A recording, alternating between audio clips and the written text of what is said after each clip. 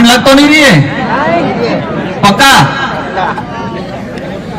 आज समय काफी हो गया है, इसलिए जितने साथी जो इधर उधर चहल पहल कर रहे हैं वो सारे साथी शांतिपूर्वक बैठ जाएं और मेरा वक्तव्य और इसके बाद शायद आयोजन कमेटी ने कोई तय कर रखा है, इसके बाद अपन शांतिपूर्वक तरीके से अपनी जो मांगे हैं जो संविधान में निहित है और ये हमारे पुरखों ने लड़ झगड़ के अपना त्याग बलिदान देके ये मांगे अंग्रेजों से और तत्कालीन जो संविधान निर्माता थे उनसे जो मनवा के संविधान में निहित की गई है, इन महापुरुषों को नमन करना चाहूंगा।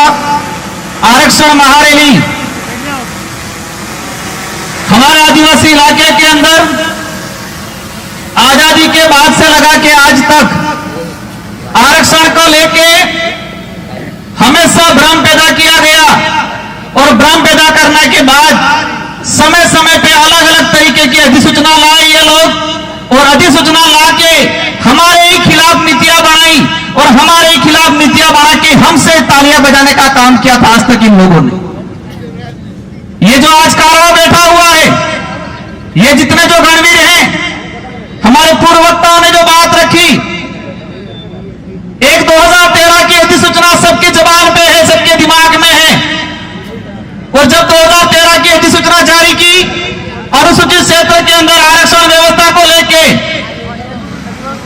तो हमारे लोगों को बताया गया कि आपके फायदे के लिए है, आपके बच्चे इससे नौकरी लगेंगे और हमारे पढ़े लिखे तो ठीक है लेकिन बेचारे हमारे कभी स्कूल नहीं गए, वो माँ बाप खुश हो गए कि अच्छी अधिसूचना आई है, हमारे लड़के कांस्टेबल बनेंगे, हमारे लड़के आरएस बनेंगे, हमारे लड़के डॉक्टर बनेंगे। लेकिन 2013 की अधिसूचना ऐसी थी, 2013 से लगा के आज 2025 हो गया और इतने सालों के अंदर मैंने हर भर्ती का डाटा निकाल रखा है, लेकिन समय अभाव की बात करें तो मैं 1 या 2 भर्तियों का उदाहरण बता पाऊंगा। अब इन लोगों ने कहा सबसे पहले हम पुलिस भर्ती को ही ले लें, क्योंकि पुलिस भर्ती को इसलिए लेते हैं कि हमारे इस समाज सर्टिफिकेट लगा के पुलिस कर्मचारी अधिकारी बनते हैं और बनने के बाद अपने आप को 30 मार का समझते हैं और हमारे गरीब भाइयों को अंदर जेल में डालने का काम करते हैं। सब नहीं करते हैं, कुछ लोग करते हैं, कुछ लोग उस सर्टिफिकेट का कर्ज नहीं उतारना जानते हैं। साथियों, पुलिस भर्ती की अगर बात करें, पिछले 2013 से लगा के 2013 की भर्ती अनुसूचित क्षेत्र के अंदर 939 पद आए और हमें मिलने चाहिए थे जो अधिसूचना जो कह रही है 45%, 5%, 50% उस आधार पे हमें मिलने चाहिए थे 423 पद और मिले कितने? 414 पद। दूसरी ओर इस अधिसूचना में कहा गया कि 50% ऑनर आरक्षित, उसमें किसी भी वर्ग का पात्र अभ्यर्थी उसमें जा सकता है। लेकिन हुआ क्या? 2013 की भर्ती के अंदर 50% के हिसाब से जो अनारक्षित पद 470 पद आए अनुसूचित क्षेत्र में और 470 में से हमारे एसटी के बच्चे जा पाए 8 बच्चे और वहीं जब उनकी पदोन्नति हुई जो एसटी के और एससी के बच्चे ओपन कैटेगरी में गए थे, एसटी के गए थे 8 और एससी के गए थे 5, लेकिन इनका कांस्टेबल से हेड कांस्टेबल में पदोन्नति हुई। तो जब पदोन्नति हुई तो उनकी पदोन्नति उस सामान्य कोटे से ना होकर एसटी कोटे के अंदर ही की गई। वही कहानी 2016, 2018 और इन तीनों भर्तियों की अगर डाटा बात करें तो कुल पद आए थे 2312 और 2312 में से हमारे भाई लगे 828 और जो 75% आदिवासी बाहुल्य क्षेत्र है और वहां पर 828 और बाकी जो 50% अनारक्षित की बात करें उसमें 1359 बच्चे दूसरे लगे।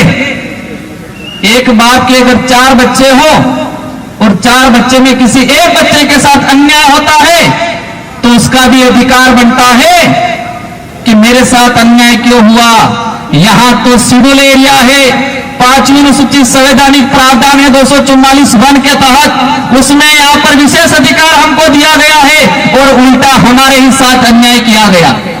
इसी तरह वन विभाग की भर्ती हो, पटवारी की भर्ती हो, शिक्षक भर्ती हो, इन सारी भर्तियों का निकाल के मैं डाटा लाया हूं, लेकिन समय अभाव में पूरा नहीं बता पाऊंगा।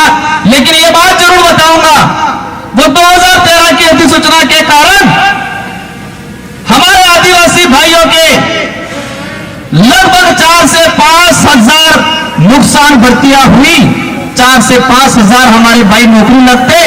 अब समझ लो इतने भाई नौकरी लगते अलग अलग विभागों में। एक परिवार से एक आदमी नौकरी लगता है तो उसकी पूरी पीढ़ियां सुधर जाती है, पूरी पीढ़ियां सुधरती है।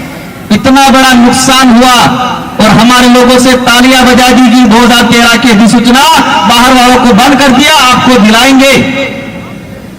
इसलिए मैंने कहा था कि 2013 की अधिसूचना आदिवासी इलाके के लिए काला कानून है और ये काला कानून साबित हुआ।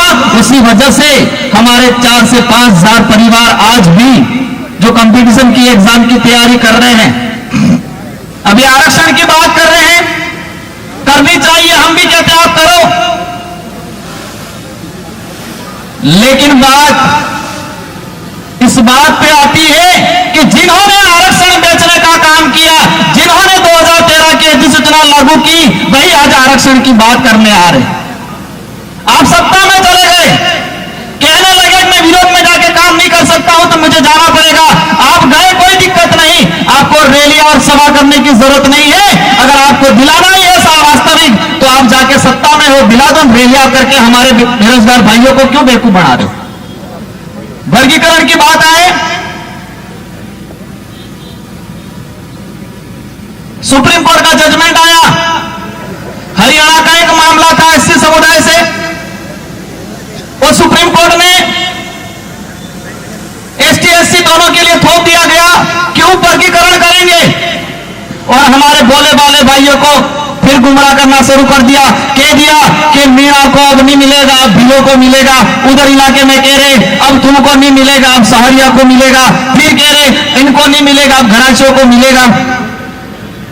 उपवर्गीकरण करना है और उपवर्गीकरण राजस्थान के अंदर है।